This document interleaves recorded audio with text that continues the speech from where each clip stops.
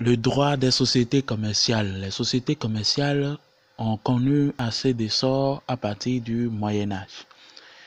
En effet, après la libération des esclaves par les seigneurs sous conseil des clergés, ils se sont lancés dans la production de richesses avec l'activité appelée aujourd'hui commerce. Au début, il faut rappeler que n'est commerçants que des esclaves qui ont été libérés ou affranchis. Avec un peu plus de travail et de codification, le commerce s'est ouvert à tout le monde. Les sociétés commerciales sont, à contrario des sociétés civiles, des sociétés régies par les lois particulières du commerce suivant leur forme et leur objet, et dont l'objet principal est l'accomplissement d'opérations commerciales ou civiles. Il faut rappeler que les sociétés civiles ne sont pas spécialisées dans l'accomplissement d'opérations commerciales. C'est ce qui distingue d'ailleurs les sociétés civiles des sociétés commerciales. Nous allons ensuite distinguer dans les sociétés commerciales les sociétés de capitaux des sociétés de personnes. Ce qui nous intéresse le plus, ce sont les sociétés de capitaux. Les sociétés de capitaux sont des sociétés dans lesquelles la personnalité des associés est indifférente, seuls étant pris en considération les capitaux apportés. D'où il résulte que les parts de chacun des associés, appelées actions, soient négociables et librement transmissibles. En un français facile, nous dirons que dans les sociétés de capitaux, ce n'est que l'argent qui dirige les personnes qui se sont mises ensemble pour les créer. Les sociétés de capitaux, nous avons les sociétés à responsabilité limitée, les sociétés par action simplifiée et les sociétés anonymes, cotées ou non cotées en bourse.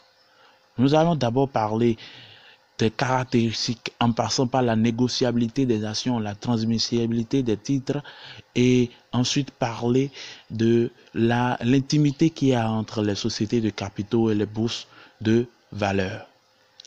La négociabilité des actions. C'est la qualité attachée à un titre représentatif d'un droit ou d'une créance qui permet une transmission plus rapide et plus efficace que le procédé de droit civil et épargnant ainsi les associés de la clause d'agrément. Il faut rappeler que dans les sociétés de personnes, pour pouvoir être membre, créateur ou activiste de ces sociétés, ou sociétés tout simplement, il faut être commerçant.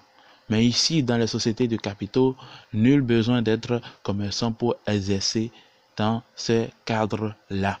C'est ce qui justifie la simplicité dans la transmission des actions.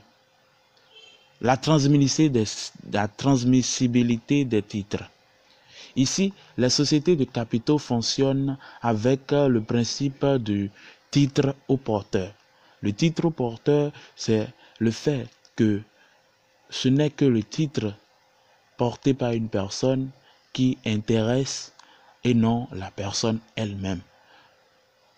À contrario des sociétés de personnes où la qualité de la personne est prise en compte. Ainsi, nous distinguons ici la transmissibilité entre vif, c'est-à-dire la cession, et la transmissibilité pour cause de mort. Les sociétés de capitaux et la bourse des valeurs mobilières. Dans les bourses de valeurs mobilières, leur travail est d'acheter et de vendre les actions, les dettes de l'État, ce que nous appelons emprunt obligataire. Pour qu'une société puisse être achetée de manière à ce que les associés n'eussent jamais l'occasion de se voir, il faut passer par l'intermédiaire des sociétés de gestion et d'intermédiation. Les sociétés de gestion et d'intermédiation qui représentent les bourses sont spécialisées dans les annonces de vente des actions et des parts sociales et des dettes de l'État et achetées et souscrites par des personnes qui sont appelées investisseurs de l'autre côté. Ainsi, pour des sociétés qui se trouvent dans des milieux géographiques différents, on peut acheter et vendre les actions sans nul besoin de se mouvoir ou d'aller au siège social de l'entreprise. C'est ce que la bourse réglemente. Et c'est ce qui justifie en plus le fait que ce soit seulement et uniquement les sociétés de capitaux qui soient prises en compte dans les ventes et les achats faites par les bourses de valeurs et plus précisément par les sociétés de gestion et d'intermédiation.